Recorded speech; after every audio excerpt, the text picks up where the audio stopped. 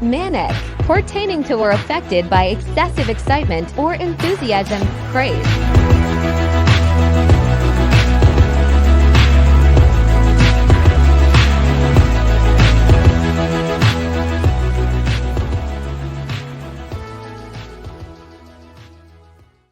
This is Manic Mindset.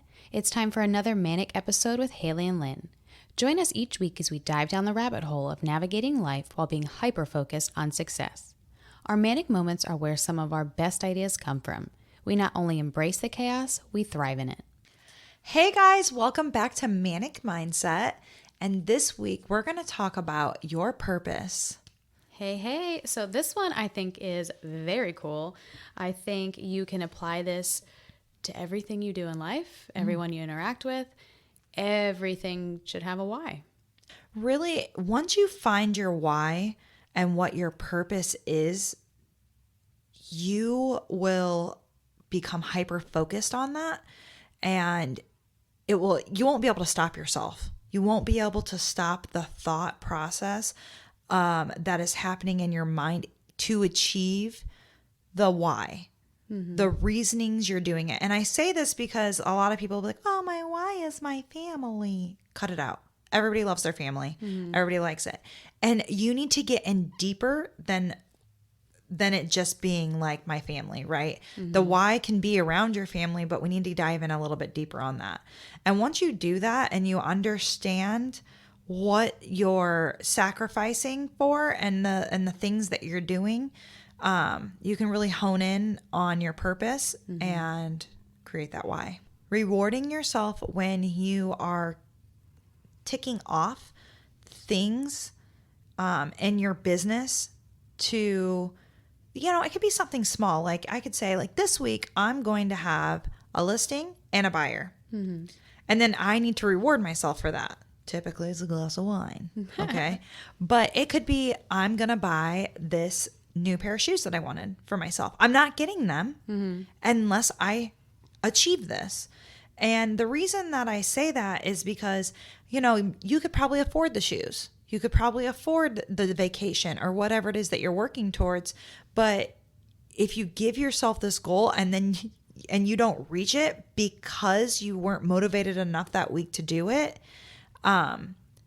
it's kind of like you're punishing yourself a little bit. Like, no, you don't get those shoes. I'm not getting those shoes. But now I'm kind of like, no way. How you do with your children. Like, it's your gold star is what it is. Oh, yeah. Is you're setting yourself up for success, because if your kid doesn't like going to the trampoline park, rewarding them with that doesn't do anything. Right. They're not moving the needle for something they don't care about. So if you find something that motivates them or that motivates your spouse, something like that, that's how you get that person to make moves. And so now things. You have to do that to yourself. Mm-hmm. You have to, if you want a car. I have no problem treating it myself, okay? See, I have guilt of treating myself. Have you seen Parks and Rec? That's like my jam. Treat yourself day. Treat yourself. Treat yourself. That's my episode. Oh my gosh, I love that. But, I really had to think about this. Like, what do I do to reward myself? It can be simple things, but you really have to have that mindset of, no, you're not getting it because you didn't do these things. So what's something that you reward yourself with? I'm really bad about that, actually. I would reward myself not necessarily with things, but I would say, today I'm going to take the day off and I'm going to read an entire book. Like, that's a huge reward for myself. Or just sit by the pool. Yeah. Like it's not typically like a financial thing for me. It's more of like, I deserve to read this book all day today. Yeah. And I'm going to do that. And I'm going to do it because I did this, and this. But at the beginning of the week when I started that, or I had my mindset on it, or maybe I even looked at the weather and I'm like, I want to sit by the pool today. Or I'm going to sit by the pool on Wednesday because I know it's going to be super nice, So what do I need to do to feel good about being able to essentially take the day off Wednesday? Yeah. And that just goes to show that there are reasonable things that don't cost a dime that you can put on this gold star chart for yourself, right? Oh, for sure. And I will start a checklist as soon as I know, like, if it's going to be sunny that day, I'll start a checklist on that Sunday night or that Monday, because typically we work through the weekends. I will set that checklist of what I need to do in order to be able to do that. I give myself some wiggle room because if I know Wednesday's going to be that day and someone calls and says that they want to list their house, like I'm obviously going to budge on that and I'm going to go, to that appointment. But I try to check that off. And if I don't check that list off come Wednesday morning, I either have to get my butt going and finish that list or I don't get to do it. Yeah. And I'm upset with myself. And I feel like that goes to speak to one of my points was going to be like the adapt and evolve, right? Like you have to, whether it's something as simple as adapting to like, okay, my plan was Wednesday, that's getting hijacked because this came up. Whatever it may be. A kid is sick. A client comes into town. Or it rains. When they said it wasn't going to. Something throws you off. South Carolina is the worst with that. Absolutely hate it. But you have to adapt and you have to evolve. And maybe your adaptation is something that's simple, right? Like being flexible on the day because life happens. Right. But also being able to adapt like, hey, I'm also going to tell these clients that maybe aren't in from out of town. They're here. And I've spent weekends showing them stuff and they're not willing to like get their pre-approval or sign a contract or do these things. I'm not making my boundary, right? Like you can adapt and move within that. And if they're not serious, you don't take that too seriously. So you can do certain things and evolving to the point of like, okay, maybe my treat this time is like, I'm going to earn my vacation. So that's something that's a bigger financial goal. So maybe it's not giving yourself something easy and simple like a day by the pool. It's something you've got to like financially work towards. Yeah. So being able to do all those things is really cool, and being able to adapt and evolve to the people around you and the things that come up, I think is crucial in making sure you can achieve Well, them. and you mentioned, a bigger amount or, a bigger thing. I don't really require that anymore to say, I'm going to do this, this, and this in order to get this, right? And the reason I don't require anymore is because I have actions that I do every single day that I'm committed to because I have created habits, good habits. I believe that people can have, habits that can be good for them or bad for them, and addictive personalities. When someone says, oh, well, they have addictive personality, I think all people probably have some kind of addiction. It's just whether it is socially acceptable or good. Or if or you have bad. ADHD, it changes. One thing I'm obsessed with one week is not something I'm obsessed with in a month from Same, now. 100%. And I'm typically always work obsessed, but I could be just obsessed with like, I'm going to clean this week and maybe the following week. I'm not obsessed with that anymore, But That one doesn't do it for me. No. I think that creating those habits and forming those good habits will help you stay on path for your purpose. And it's important to map out what those look like, stay committed to them, and do them even when you think they're not working, because And eventually make they'll them pay habits. off. Yeah. Make them a habit. Because you also mentioned, maybe you want, and then this is to each person, like they might not show that house to that buyer that weekend because, hey, I've showed you houses all weekend or the last few weekends and you don't have your pre-approval letter or anything. And I'm awful about that because I'm like, they might not buy with me this week, But they will. But they will. And if I cater to them, Yeah. what will come of that? So I totally understand that, though, is kind of like giving yourself the availability to move and say, I can't do this now, but I can do this then. Flexibility is huge. It is huge. It's huge as a mother, as a spouse, especially in real estate and in this career. Anything with entrepreneurship in it, I think, requires flexibility as a top tier of your foundation. 100%. Because you, again, have to adapt. If you start out and say, I don't ever want a team, maybe then that becomes something you're going to look into. And it could be the best thing that ever happened to you. Could be the worst, could be the best. You have to try that out for yourself. But you don't know those things if you're not flexible. If you say, I only want to do listings, I don't want to do buy side, you might have no idea what you're in for. It might be the best thing you've ever done. And there's a lot of people who are like that, and especially in our industry, which is totally fine. That's how they run their business and stuff. I need that, I like change open up. possibilities. I like keeping the door open. There are days where I'm like, I'm so glad that I'm primarily a listing agent. And then all of a sudden I become like this buyer agent for like a few months. And I'm like, this is kind of nice too. It's kind of glorious after doing one for so long. When the other one pops up, I'm kind of like, yeah. Yeah. And I feel like there's I don't know, I guess you have to show houses a lot and stuff with a buyer's agent, but there's so much legwork in a listing side too that, it keeps you very busy on the listing side. So, but I agree with that. One of the other things I feel like as far as staying motivated is something that I call the gas pedal. And that is a gas tank full of motivation. And if you can run out of gas, so you have to keep yourself motivated enough to keep your gas pedal down and keep fueling the tank. And so you have to do certain things in order to continue to have fuel. And that is rewarding yourself. But I'm gonna run it to the ground. I'm gonna run it to the ground. Riding around on E. Yes. Yep. Fumes coming out this baby. Okay. I'm usually glad that I did it. I'm doing it right now. I am, what Tori would call a sprint. My gas pedal is down right now. I cannot take it off until the 6th.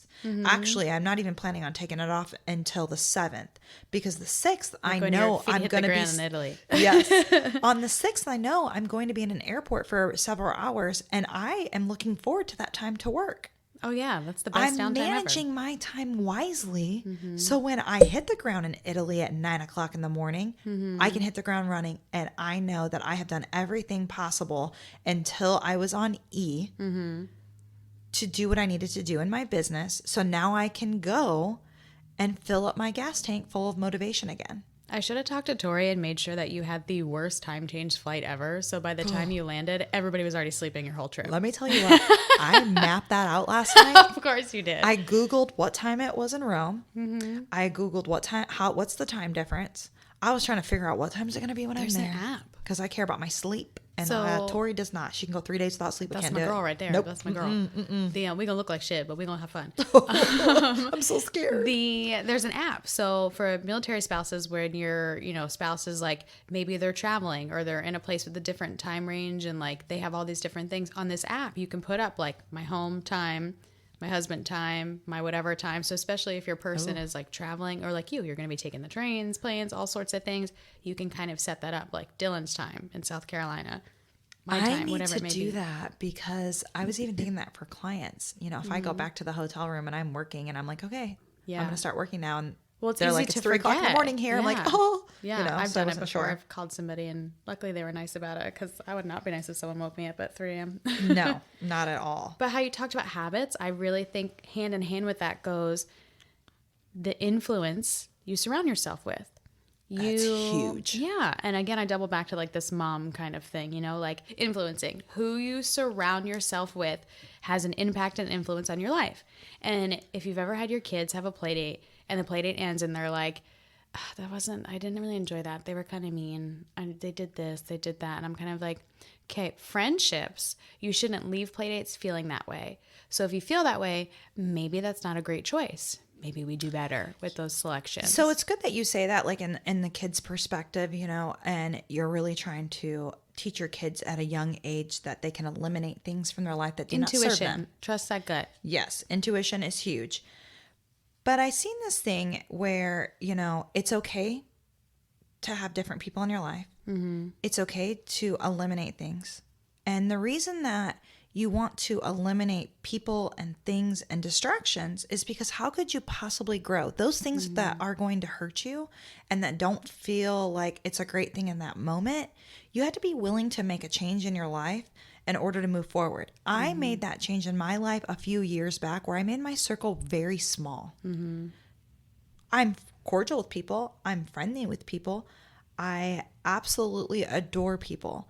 But there is a very small group of people that actually have access to who I am and what I do. And I keep it that way on purpose. Not because there's not room at the table, right? There's always room at the table. But because I am so hyper focused on what I want my life to be when I am much older that I'm not willing to sacrifice that for someone else's bullshit. Yeah. So I've locked it down. I am able to compartmentalize things in my mind where this is no longer serving me in a healthy way.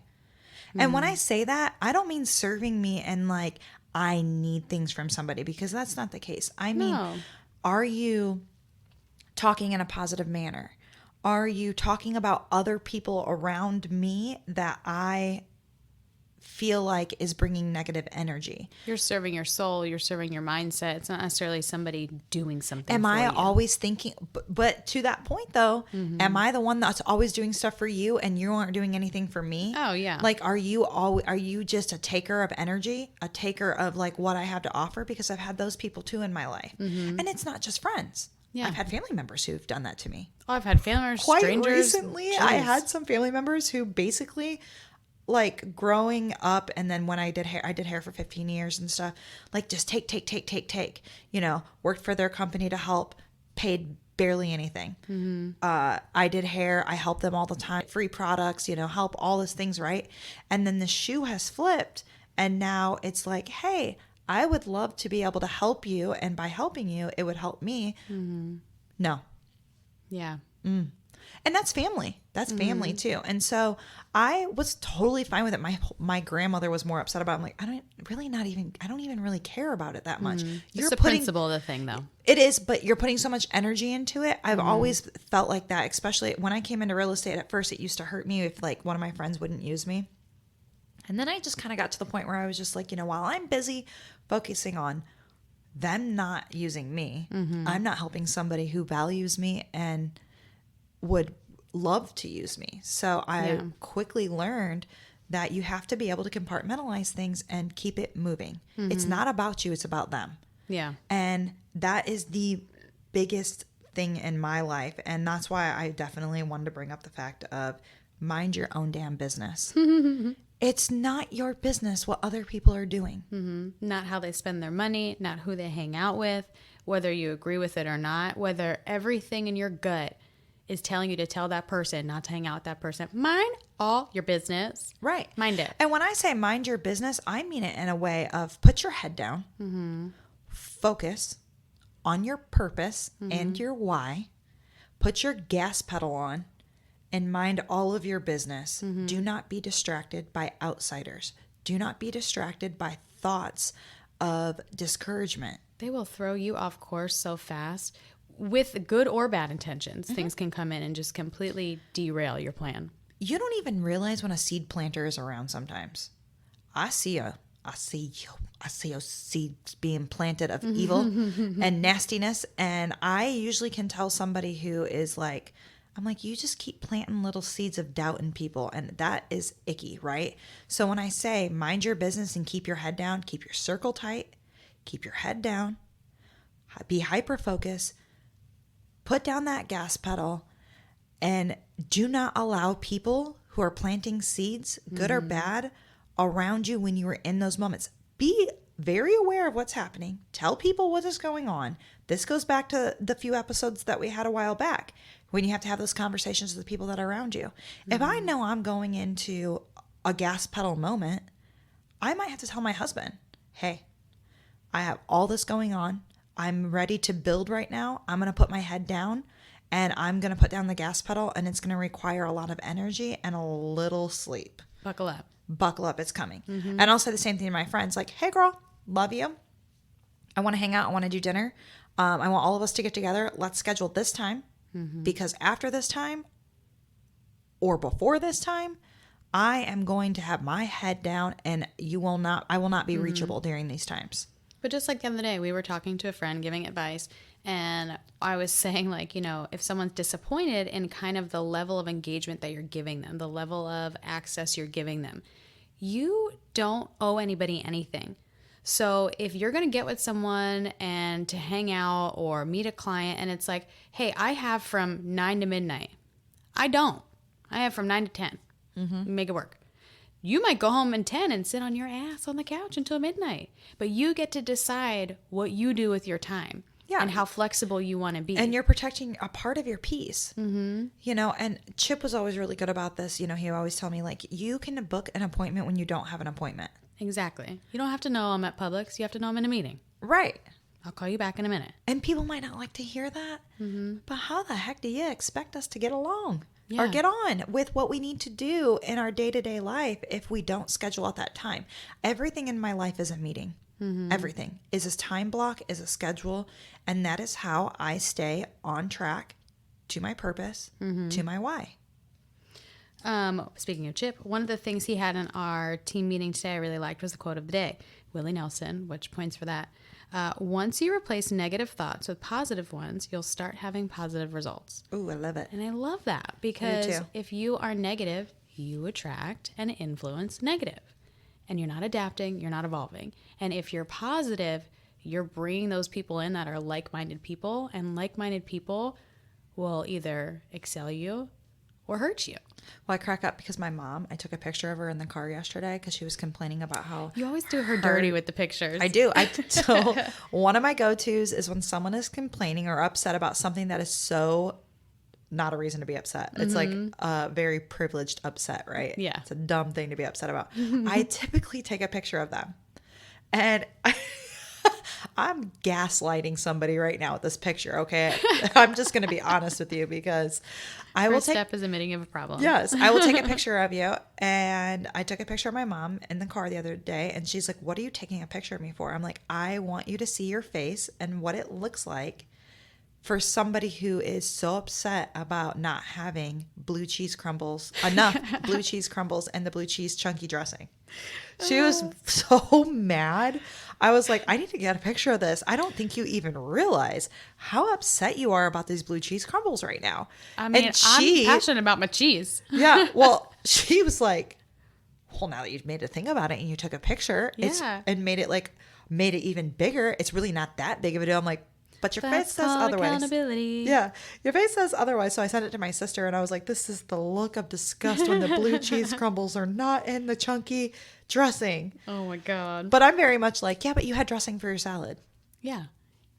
Who cares?" You know. But and she took it all in good fun and stuff. I'm just like, for now on, when I hear your negative thoughts about dumb shit, I'm gonna take your picture for now on. Well, did you ever hear somebody say like, "God, I just want to tape you so you can see how you're acting"? Yeah, that's or what like, I want do. to I record basically you take so their you picture. can hear how you just behaved. Like, it's so funny because I feel like we always watch like the reality shows. Like, do you watch that back? Like when they call people out in reunions and they're like, "Let's just watch this for a moment. We have a little montage," and it's someone behaving like a complete jerk. That's because half the time they don't remember that they're on camera. Exactly. Yeah. I mean, I cannot imagine getting to the point where you are like oblivious to these cameras in your face because I'm just not made that way. I'm like constant PR all day long, just in my head, running on a constant reel. Oh God, no, I'm not. I'm the person that forgets about them. Yeah.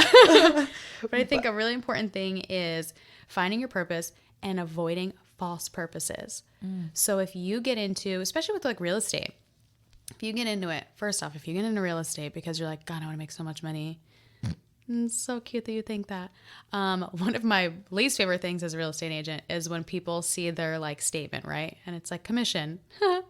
That's so cute that you think I make that. Yeah, right? If only. If I made that, honey, I'd have a whole different attitude. Right? Let's go. But false purposes, knowing that if materialistic things, if ill-intentioned things, if malicious things fuel you, that is not going to sit well for you in the long run.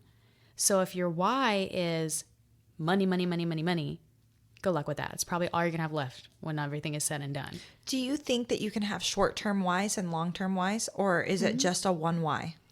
I think that I don't think it's one why. I think whys in general are long-term. I think goals are short-term. Because maybe my why is I want to create memories with my family. I want them to never question that I was around or there or took a minute to play with them. But my goal is I have to close 4 houses to afford a Disney cruise, whatever it may be, you know? So your goals, I think, fuel your why, but I think your why, not necessarily have to be one, has to be something long-term because it has to be sustainable. Yeah.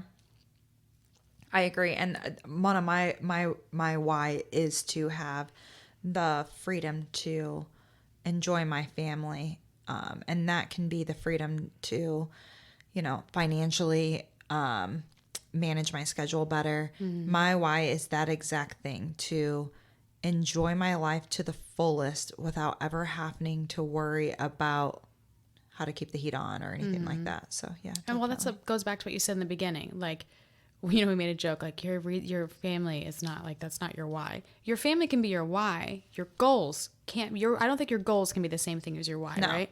If your why is XYZ, my family, then your goal is your day-to-day, your boots on the ground, your game plan, your motivation. How do I achieve it? Yeah. And like, so I'm like right for with me, you on if the, I'm like, I want to have passive income. So when I Mm-hmm. reach a certain age, I am able to spend more quality time with my family, with my husband, with my life, enjoying it. So then I need to do these goals. I need to sell this many houses. I need to have this much in passive income. How do I create that passive income? This is how many rentals I need to have that. This is how many Airbnbs. This is how much money I need to put in the stock market, right? So those are my goals from whatever it is. I need to have my cars paid for. You know, I need to be debt free. I need to do all of these things to have this why. it's your stepping Achievable. stones. And you are either going to be adding a step to get closer to achieve what your why is, which is like, to me, the lifetime goal, right? Like retirement goal is like, I'm going to achieve my why so that when I get there, I get to enjoy my why. Well, you have to find why. Ooh. Why you need a why. Yeah. I like it. So, but You sang twice. We don't have any drinks in here today. It's water. I know. We decided to be healthy. And you know what the bullshit in that is today is what? National Wine Day? Don't remind me. That's it. We're going to go get a bottle. Oh, I want some red wine so bad. And that's a wrap. If you like what you heard, make sure to like, follow, and subscribe. And as always, you can listen on Apple, Spotify, and more. Don't forget to check us out on YouTube for video podcast. We'll see you next week.